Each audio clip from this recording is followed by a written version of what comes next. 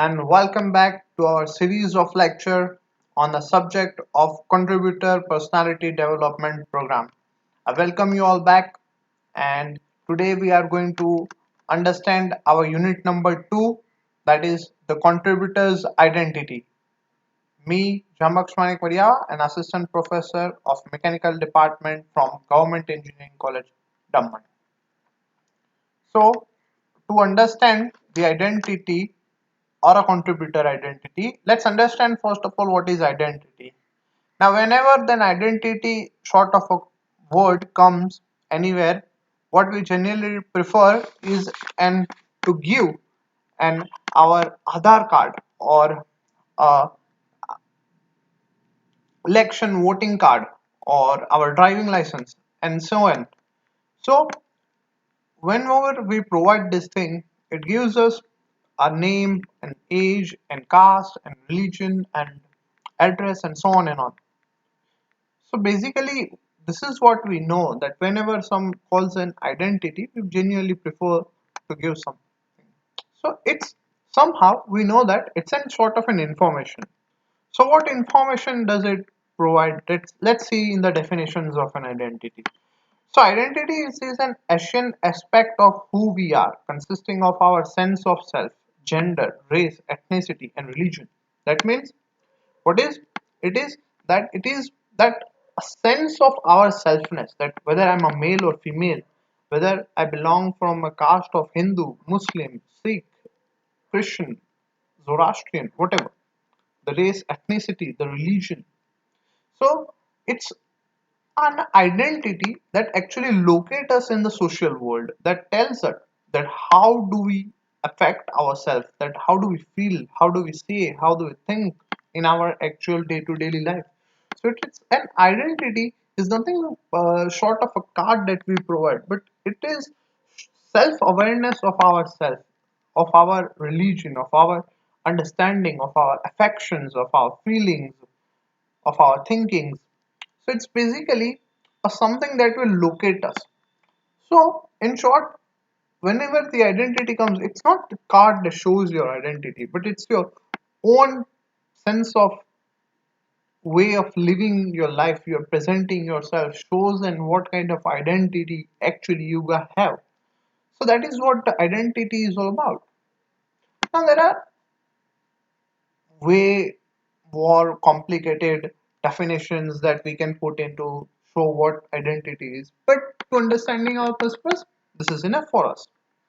Now let's see that there are two types of identity. Okay, first of an it is an static identity, and then we will see a dynamic identity. So let's see what is static identity. A static identity is one does not undergo change. So it's basically does not never change, remaining the same at the end as he or she at the beginning. Static. Uh, so what is static identity? It does not undergo any change. For an example, if I had a name XYZ, my name is going to be there to the beginning to the end. It's not going to change. Whether my gender, it's never going to change. So anything that is showing my identity, but it's never going to change. For an example, I'm an master engineer person. So till the last end of people will know me as in master engineers. The same way people will know someone by their own way of living. I mean, whatever they achieved in their life, right? This is how people will know. It's never going to change in no matter of time. So static identity is based on what thing? So it's based on qualifications and award. It's based on positions and powers. It's based on past achievement and based on knowledge gained.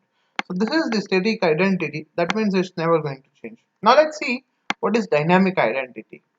So dynamic identity is one that does not under that does undergo an important changes, right? Like here, some sense in within the characters like changing in understanding, changing in commitment, changing in values. That means something that can be changed. Now, what can be changed? The sense of understanding the things can be changed. Sense of commitments that in the future that can be made, then can be changed. changes in the values of our own lives, changes of the way we understanding the other human beings. That how it changes.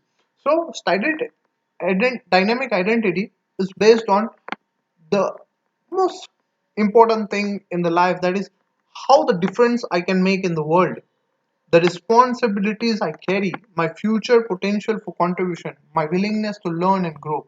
These things are in dynamic identity. It can change from time to time, whether it can be sometime good or it may be not, but it continuously changes. So you can see that there is a static identity and there is a dynamic identity, both having a way of different way of presenting an identity. So let's observe three-person over here. Say XYZ. Mr. X is a professor in a college. Mr. Y is a chief engineer. Mr. Z is an assistant engineer in an organization, in which we will see the identities. Now, Mr. X possesses a dynamic identity, Mr. Y possesses a static identity, and Mr. Z has a combo identity of a state dynamic and static identities.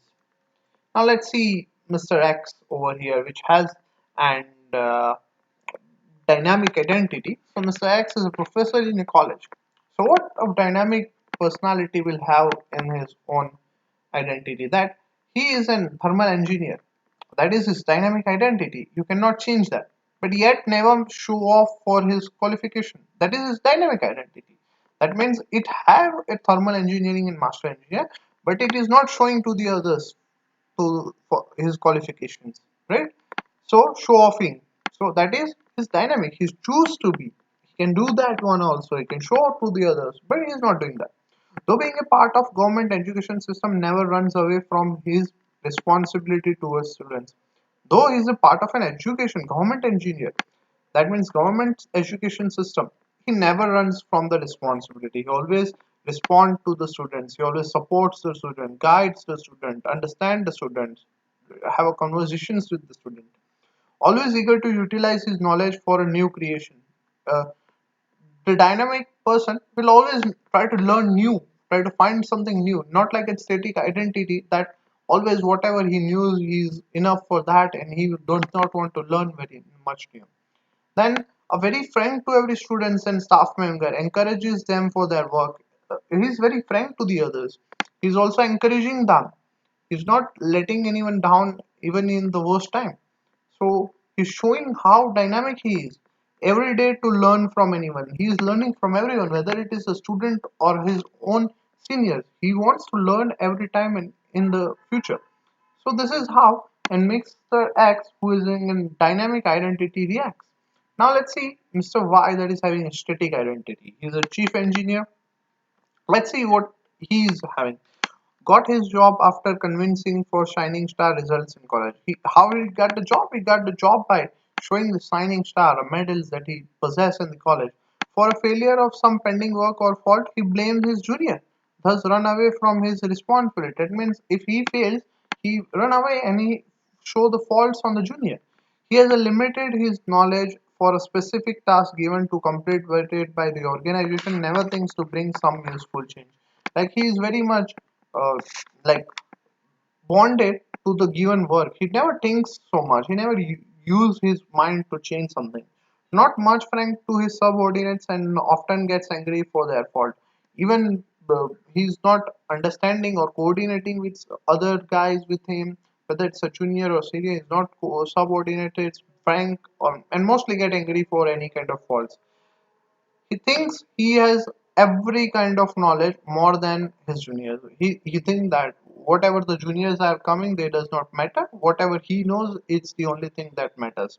This is what he always believed in, having a static identity. Now let's see what Mr. X is over here is doing. He is an engineer in an organization. He has a combo of static and dynamic thing.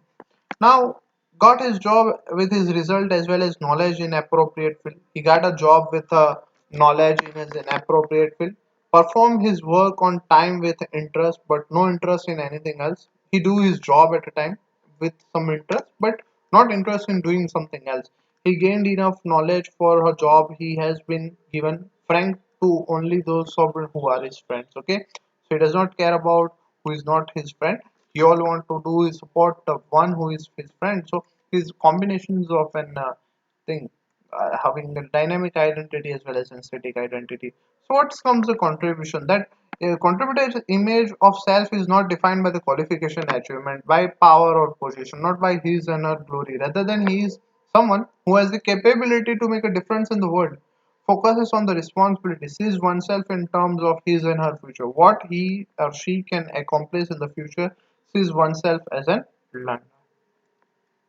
So on this identity, let's go through our story number one. Let's see some story. So it is a story of a fear versus respect, with an static identity versus with dynamic identity. So once there was a king, a big, powerful king with the land fearing him. One day, what happened? His dog named Jack has passed, which he used to love more than anything. So he organized one ritual for the dog that he dies. The entire city came for cremation ground. Virat Singh was very happy to see this, that his kingdom has so much people loved him. He felt he is so popular in the king of the world. After a few days, Virat Singh died, but no one come for his funeral. So what happened?